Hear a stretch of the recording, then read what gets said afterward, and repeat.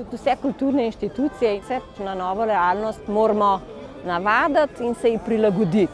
Zdaj v dvorani smo to že uspešno od 1. junija dalje naredili.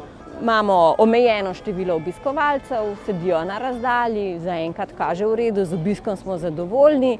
Zdaj, če bo šlo to na dolgi rok, je težko reči. Tudi tlele na tem prizorišču, kot se vidi, stoli so narazen, to prizorišče bi drugače lahko sprejelo še enkrat toliko ljudi. Ampak če bo takole, pa vsak večer polno, bo super.